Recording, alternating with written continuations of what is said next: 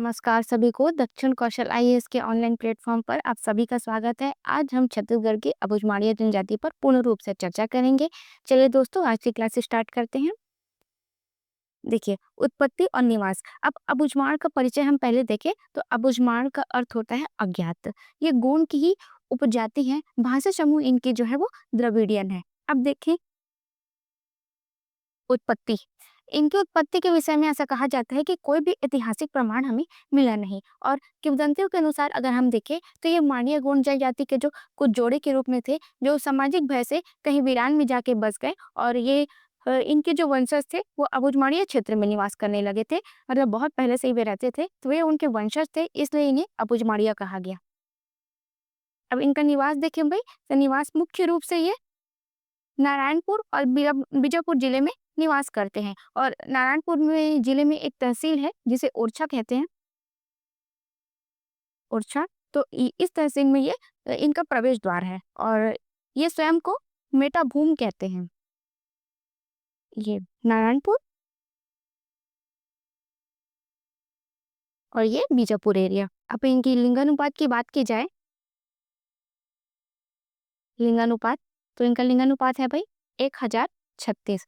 और इनकी साक्षरता प्रतिशत में अगर बात करें तो साक्षरता प्रतिशत में है ये 29% के आसपास। सामाजिक संरचना और इनका धार्मिक जीवन।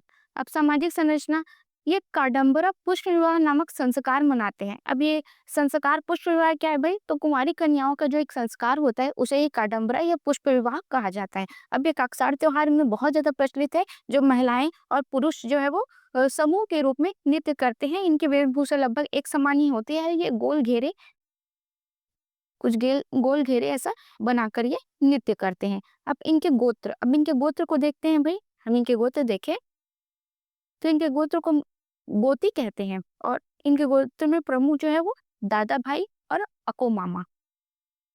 अब इनके घोटुल की बात की जाए, घोटुल मतलब इनके जो युवा गृह है उसे कहते हैं कोसी घोटुल।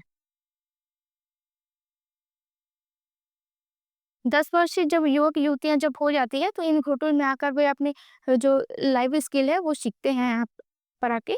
और देखिए तो इस घोटुल के अंदर जो देवी देवताओं की वो पूजा करते हैं उसे कहते हैं तालुर मुनते।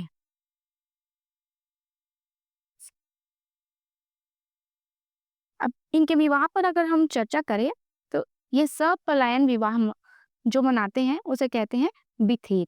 और सप्लायन विवाह मतलब कि जो स्त्री का जो वधु है उनका जिस पक्ष में विवाह हुआ है तो उनके परिवार वाले भी कुछ समय तक जाके वहां पर रहते हैं।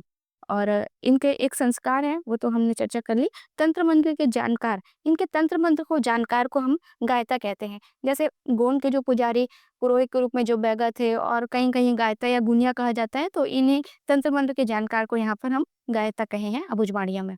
अब इनका आर्थिक जीवन अगर हम देखें तो आर्थिक जीवन ये क्या करते हैं, स्थानांतरित कृषि इनका बेस है। और ये स्थानांतरित कृषि कर करके उस जगह की जमीन को जलाकर, मतलब कि जो कृषि करने योग्य जो उनके उपजाऊ भूमि है उसे जलाकर वो दूसरी जगह जाते हैं, और उस कृषि पद्धति को ये कहेंगे पेंदा। ये क्वेश्चन हर साल पूछते हैं कहीं ना कहीं एग्जाम में।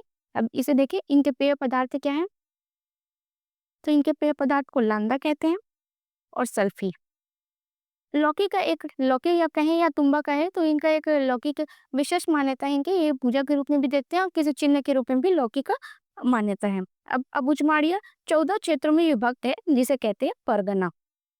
तो दोस्तों, इस प्रकार हमारी आज की क्लास कंप्लीट हुई। अगर कुछ छूटता है तो उसे हम दूसरे वीडियो में कवर करेंगे।